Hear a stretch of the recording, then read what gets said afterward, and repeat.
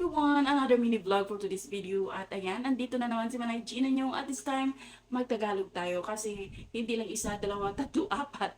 Yung nagsasabi sa akin, ate, magtagalog ka naman. Hindi namin naintindihan yung pinagsasabi mo. O, di ba? So, ayan, pagsikapan nating magtagalog.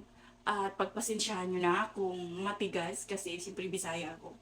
So yun guys, before tayo magsimula, no, meron ako kasing i-share. Pero bago tayo magsimula, batiin muna natin ang ating mga OFW all over the world kasi alam natin guys na iba-iba tayo ng oras. So good morning, good afternoon, good evening sa lahat ng mga OFW.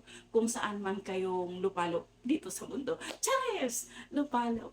So yun guys, so meron akong i-share at ito is especially to sa mga babae na kasing edad ko or nag-start ng nasa premenopausal sila. Kasi meron akong kaibigan nagsabi sa akin na parang hindi daw niya alam kung ano yung nararamdaman niya. Sabi niya, ate, aabutin pa ba kaya ako ng 50 years old? Kasi ang pangit ng nararamdaman daw niya. So guys, sa mga babae ha, kasi experience ko to, dumaan ako sa premenopausal, sa menopausal na, syempre menopause na ako.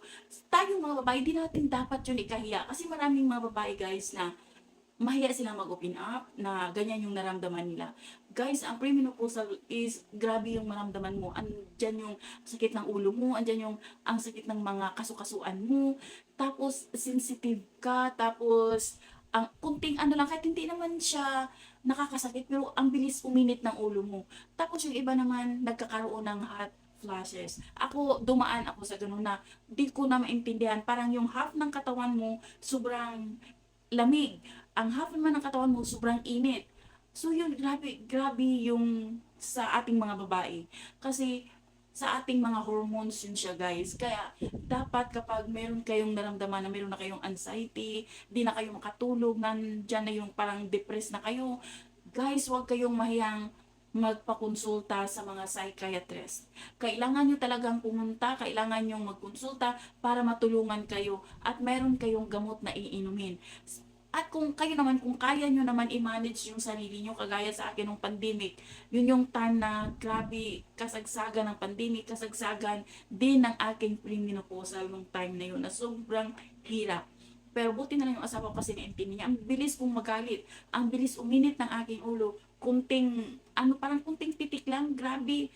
Tapos, yun naintindihan niya. Kasi dapat kasi sa mag-asawa, sabihin nyo sa mga asawa nyo na yun ang naramdaman nyo. Kasi minsan kasi, especially ha, sa mga sa mga Filipino husband, pag magsabi ka sa kanila, sabihin nila, nag-iinanti ka lang dyan, nag-iinanti ka na naman, ganyan. Hindi nila naintindihan.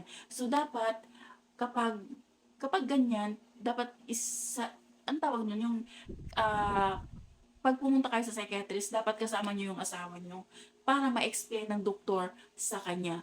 Pero kasi sa asawa ko naman, iba naman kasi yung case kasi sila open-minded at alam niya na meron talagang ganun. So, hindi ako at saka ako kasi guys, masyado akong, yung kapag naramdaman ko na ganun yung feeling ko, gumagawa ako ng mga bagay na para mabisi ako. Kailangan kasi i-divert mo yung naramdaman mo sa ibang bagay na mabisi ka para hindi mo yun ma-feel. Kagaya sa akin, nag-garden ako, tanim ako ng gulay. Kasi nung time ng pandemic, grabe ang dami mga, di ba, nauso yung mga plantito. So yun guys, nagtanim ako ng mga bulaklak. Kasi hindi talaga ako mahilig sa bulaklak. Pero nung time na yun, kailangan ko siyang i-divert yung aking pakiramdam.